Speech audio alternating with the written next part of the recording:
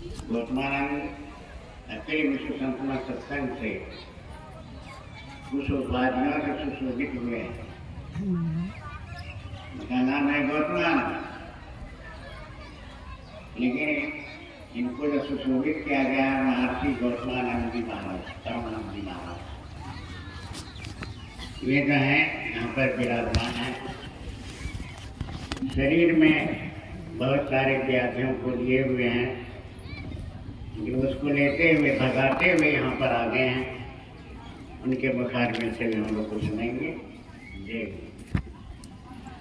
नहीं जाएगा, यहीं तक रहेगा। हटिए ना, जाइए ना। देखिए विद्वान संत हैं, ये PhD में किए हुए हैं, बड़ी सरलता पूर्वक रहते हैं।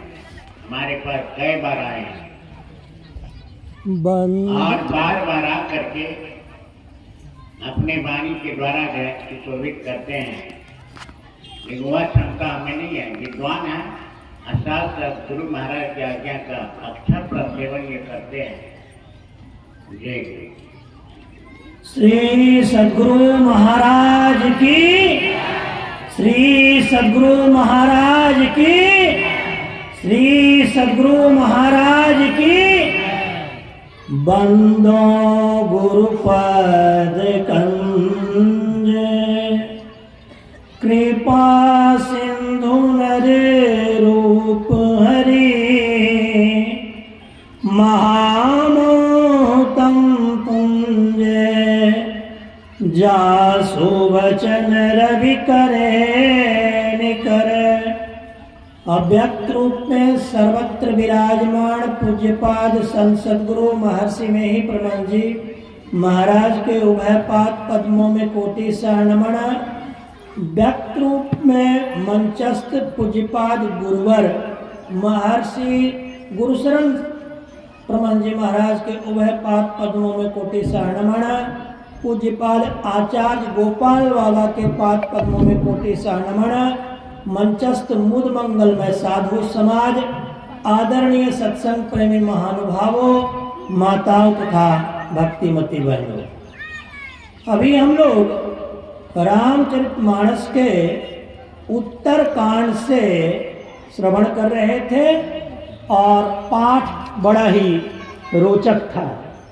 गिरिजा संत समागम समना, लाभ कछु आन, बिनु हरि कृपा न होई सो, गावहि वेद पुराण।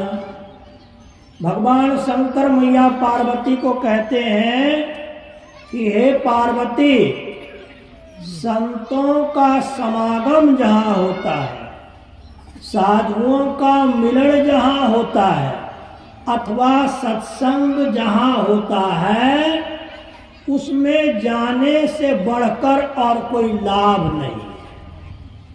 अब आप कहेंगे कि सत्संग में हम लोग सब इतने लोग आए तो क्या हम टाटा हो गए, बिरला हो गए, अंबानी हो गए, अडानी हो गए? आप हो गए। हम तो कहेंगे आप गौतम अडानी से भी ज्यादा माला माल हो गए, क्योंकि अभी माल की परिभाषा आपको आई नहीं। एक बार की बात है, हम ऑनलाइन अमेरिका में प्रवचन कर रहे थे, तो वहाँ के श्रोता जो थे वो लोग, अमेरिका में पैसा कुछ ज़्यादा है, तो हमने कहा कि the dollar to which all of you are understanding is money is in fact not money। जो तुम लोग डॉलर को रुपया समझते हो वो तो रुपया है नहीं, क्योंकि वो श्रोता मेरा बूढ़ा था, कुछ दिन में मरने वाला था, कि हम बोले कि अब जो तुम्हारा रुपया है, the age in which you are existing is in fact the old age, and in this age your dollar is meditation. इस जिस शरीर में, जिस अवस्था में तुम अभी हो, वह तो वृद्धावस्था है, और वृद्धावस्था का रुपया ध्यान होता है। बोले हम पर झल्ला गया अमेरिका वाला, ये इंडिया को और बांग्लादेश का आदमी हमको रुपया सिखाएगा? हम बोले कि हाँ सिखाएगा। जान लो पूरी धरती पर एक भारत ही ऐसा देश है पूरी धरती पर जो पूरी धरती को योग सिखा सकता है। अमेरिका, दक्षिणी अमेरिका में एक देश है कंबोडिया, उसकी राजधानी है बोगोटा। वहाँ हमारे एक मित्र रहते हैं, उनका नाम है, अब स्पेनिश नाम तो बड़ा लंबा है, हमको शंकराचार्य डे अमेरिका कहते हैं। वो अक्सर फ़ोन से मिलते रहते हैं। 4-5 देशों में उनका जो ब्रांचेज हैं और वेनेजुएला में उनका हेड ब्रांच है। तो वो भारत से ही शंकराचार्य महोदय से ध्यान सीखे और आज अमेरिका में शंकराचार्य बन के लगभग 200-300 भक्तों को रामचरितमानस इत्यादि का पाठ कराते हैं। तो आप देखिए कि पूरे विश्व में धर्म अगर कोई किसी को दे सकता है तो वह भारत है। इसलिए धर्म के मामले में भारत पूरे विश्व का गुरु है। एक वाशिंगटन डीसी में हमारे प्रवचन ऑनलाइन चल रहे थे, तो उन लोगों ने क्या कहा, अरे ये तो अमेरिका का, इंडिया का बाबा है, खाने का पैसा नहीं जुटता होगा इसलिए मेरे यहाँ प्रवचन सुनाने आ गया। हम लोग देखो, ये बात अगर तुम्हारे मन में है तो सही ही हो सकता है, भारत एक गरीब देश है, यह सत्य है। लेकिन देखो तुम्हारे देश में जो क्रिश्चियनिटी चल रही है, पूरे पास्टर और बिशप को भी मांस मछली अंडा छोड़ना भी नहीं आता है। जो क्रिश्चियन हिंदू बन गए वो तो इस बाइबल को सुनना भी नहीं चाहते जो बाइबल में लिख दिया कि मांस मछली अंडा खाना चाहिए। वो कहते हैं वो बाइबल में जोड़ा गया बाद का पाठ। तो मैंने वाशिंगटन डीसी वाले चर्च को कहा कि यह बात सत्य हो सकती कि हिंदुस्तान पैसे के लिए तुम्हारे सामने हाथ फैला दे, लेकिन जब तुम सब अमेरिकन क्रिश्चियन मरोगे तो अपने ऊपर के लोग को ठीक कराने के लिए, भीख मांगने के लिए हिंदुस्तान के पास आना पड़ेगा। क्योंकि तुमको धर्म अगर कोई दे सकता है, समाधि अगर कोई दे सकता है, तो वो हिंदुस्तान दे सकता है और कोई विश्व में कोई नहीं दे सकता। अगर अपने मौत को तुम संवारना चाहते हो और परलोक को सुधारना चाहते हो तो हिंदुस्तान के चरण शरण में आ जाओ। अगर मौत को बिगाड़ना चाहते हो तो हिंदुस्तान से लड़ लो। कहने का मतलब यह है कि हमारे भारत की एक विशेषता है कि पूरे धरती पर इसी भारत ने पूरे धरती को धर्म सिखाया, सही धर्म जो सार भक्ति है। असार भक्ति तो ऐसे ही लोग करते रहते हैं, उसका कोई, जो आसार ही बात है तो आसार बात का कुछ उसमें सार ही नहीं तो उसको क्या सुना जाएगा।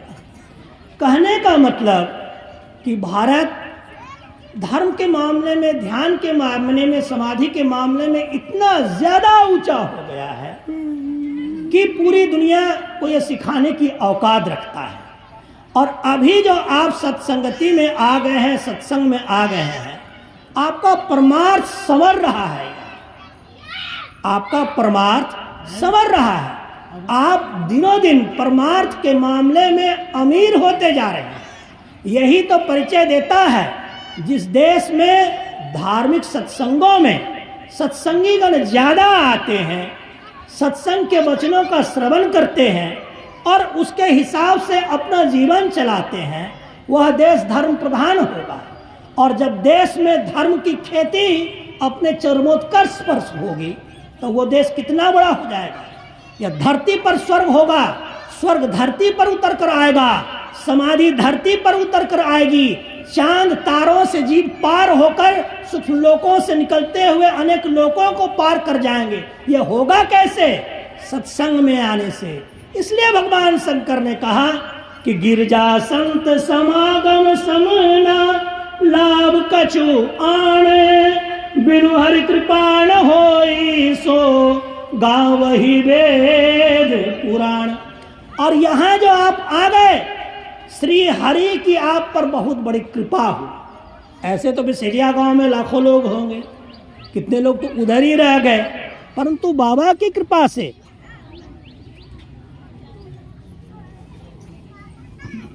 बोलिए आप बोलते रहिए, आवाज़ें नहीं जाएगा, समय लॉस करेगा। बोलिए।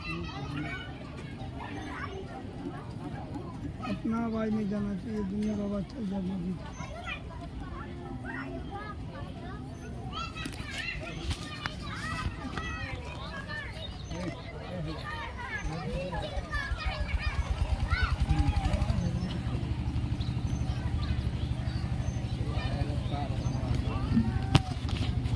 तो बाप देखिए जो माइक में देगा तब सुनो।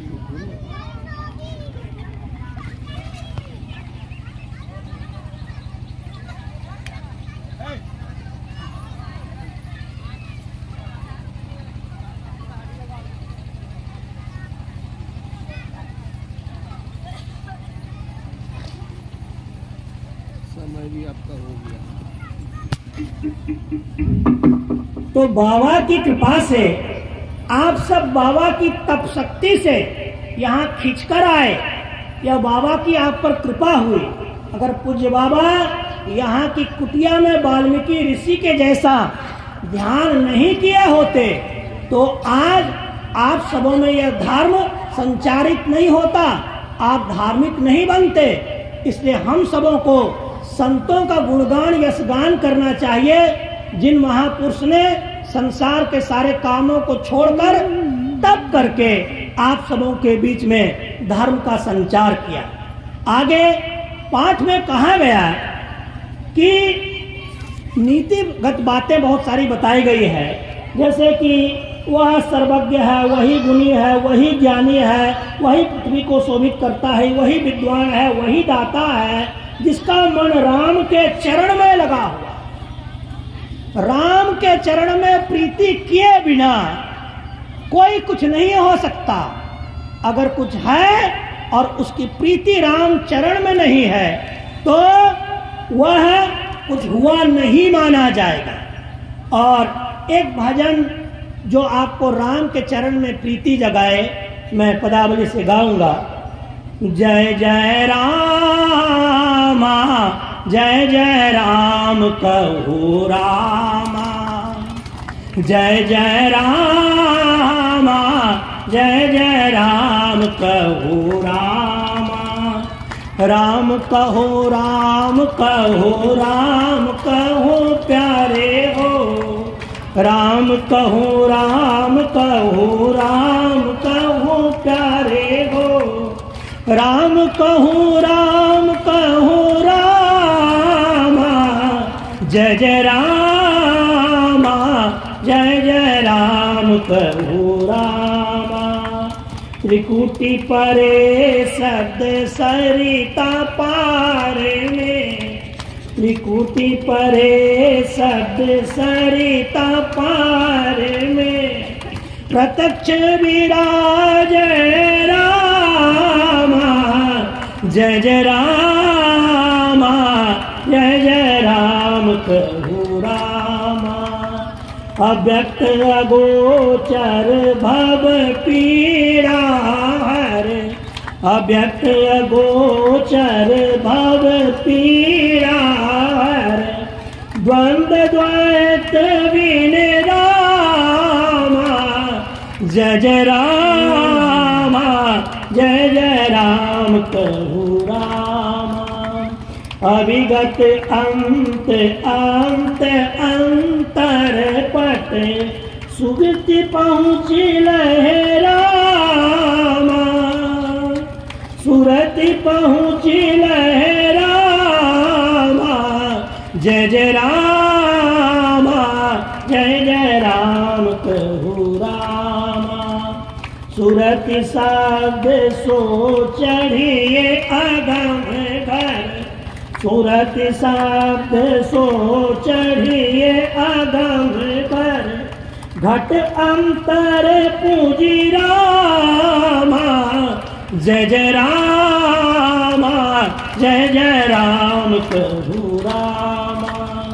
सुरति में दास दया सतगुरु की, में दास दया सतगुरु की, पाइए पद निर्वाणा,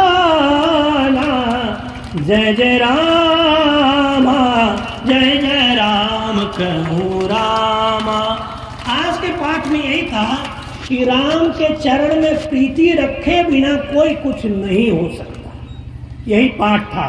और हमें बड़े बड़े पूज्य महात्माओं को सुनने हैं, बड़े बड़े योगी तपस्वियों को सुनने हैं, जिनके कारण यहाँ सत्संग हो रहा है, समाधियाँ मिल रही है, ध्यान मिल रहा है।